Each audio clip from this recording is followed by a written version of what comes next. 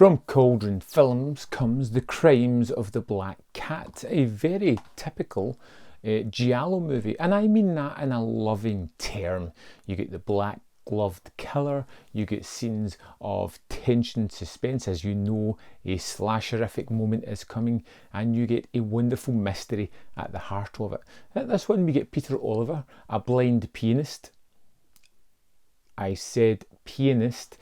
Is in a bar at the start, and he overhears part of a conversation alluding to a murders that are going to perpetrate his life, and he's going to make it his mission to try and discover what exactly is going on, who's been murdered and why.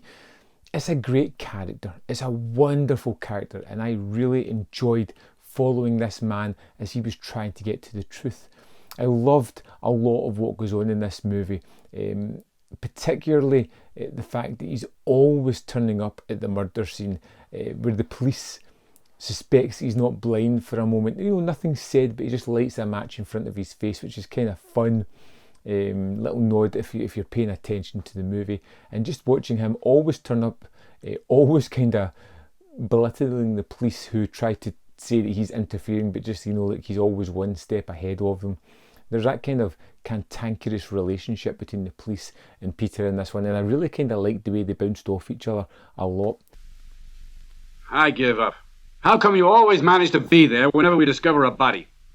The killer in this one is particularly nasty, and I think everything in this movie leads towards a rather brutal death scene within a shower. Now, this takes the idea of Hitchcock's his shower sequence and rams it all the way up to 11 in this one, and it's just so visceral and horrible and just amazing how they've done it. It's disgusting. It made me look away, squirm in this one. Now, a lot of things that I really love in this one were just character moments, just simple character moments, like the ones that Peter has with his kind of assistant who's always there, who's always helping him, is trying to figure out how everyone is connected to each other and what the grander picture is going to be. It's one of the more solid, plotted giallos. Everything is laid out, the evidence is all kind of there. If you're just willing to kind of follow it, of course, you're still never going to guess what exactly is happening. But I kind of love the reveal at the end of it. It's pretty cool, pretty interesting. And this movie has several scenes that are really quite artistically done, that just hold up to a little bit of scrutiny, that just look cool. They have the tension, they have the suspense, and they work incredibly well. There's a moment with Peter and the killer later on in the movie, and he's in his apartment. He knows the layout, he knows that the killer is there, and he puts the lights out and he kind of toys with the killer a little bit while being extremely vulnerable. And you have a sense of worry about this character. Something could happen to Peter, something terrible, which makes things a little bit more tense and worrisome when I'm watching the movie, or it did for me. There is this repetitive nature throughout the movie with some of the kill sequences where it repeats frames in a really kind of fun manner. The first time it happened, a little bit unusual, a little bit different, but I liked it. And then when it continues to happen throughout the movie, I really kind of enjoyed that. There's also a mystery at the start of how people are dying, what is causing it.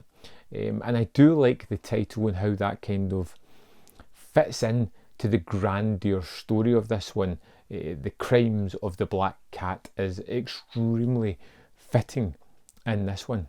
It's wonderfully shot, and it's got a really nice score as well, very piano driven along points, and you have moments where Peter is playing the piano and it almost kind of just really leans in to the score at certain points, almost without even transitioning. You just, you know, you go from one piano piece into another and you're into a different scene, and the piano piece is just still playing.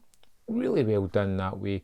I loved the main performance. I thought it was great, and you know what, it's a fairly great giallo movie with some moments that are truly spectacular and really well done.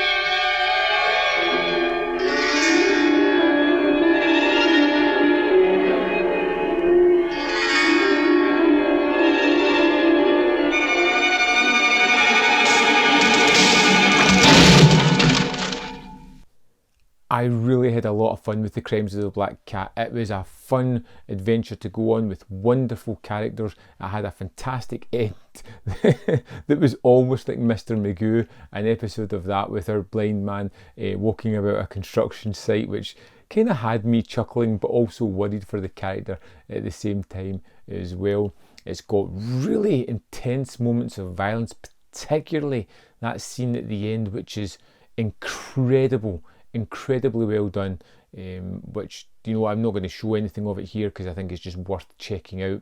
Really different, really visceral, and just, you know, hammering home the violence of these kind of movies. And, you know, there's a reason behind the brutality as well. When you get the big reveal at the end, it's not just brutality for the sake of it. There's something driving that, which I really appreciated. The transfer looks good enough. It's not the best I've ever seen, but it's probably the best with the materials that they had. I'm very happy with it. It's a good giallo, one that would be in the upper echelons of my giallo listings. I'd love to know your thoughts in the Crimes of the Black Cat. And of course, if there's other videos up here you want to click them, check them out. I'm sure they're fun, hopefully. If you like this video, why don't you hit the like button? You know, really appreciate it. I'll allow other people to see this video. And if you want, you can share the video, join the membership program for exclusive videos, or maybe even join the Patreon program and support me as well. It's all appreciated. Thank you very much, and I'll see you next time on Man v Film.